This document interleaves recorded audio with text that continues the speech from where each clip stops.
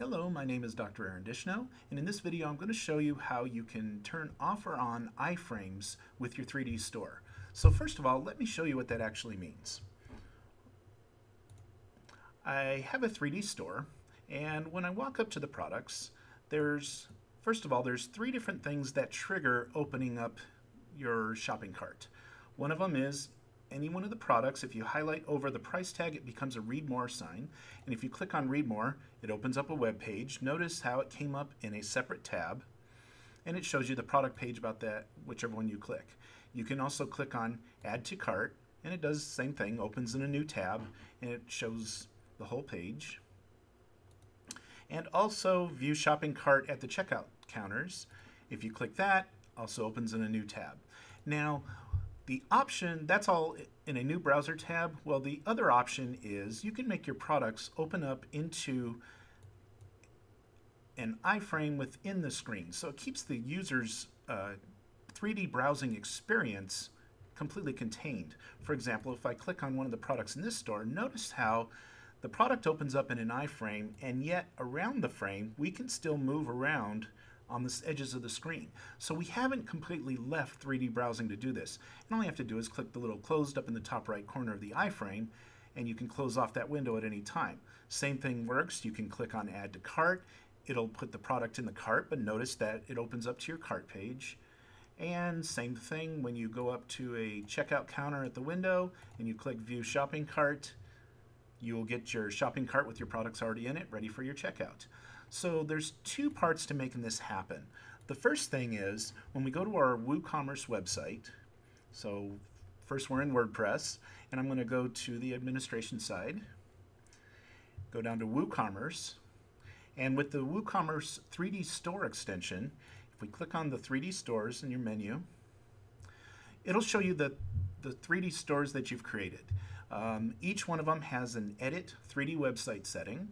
If we click on that and scroll part of the way down the page, you'll notice there's an Open Traditional Store Web Pages in iframe. If you click that on, select Save My Website, and now when I browse that store, which just have to reload it, and I walk inside, let it finish loading here.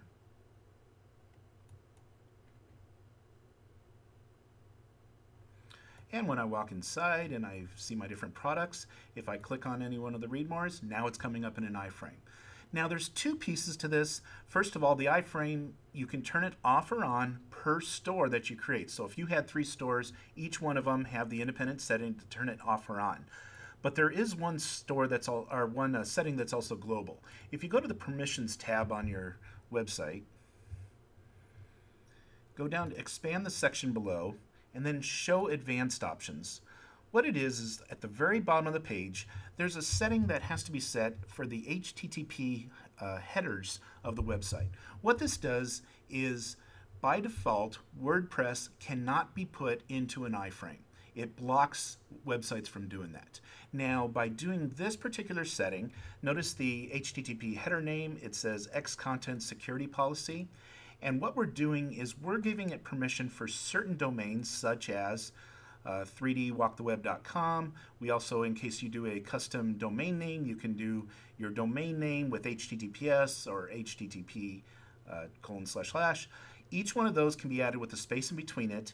And by setting that setting, we're telling it that if this particular domain tries to load this page in an iframe, we'll allow it. But it still blocks everybody else from doing it. So it's opening up a little hole to allow people to use this in an iframe.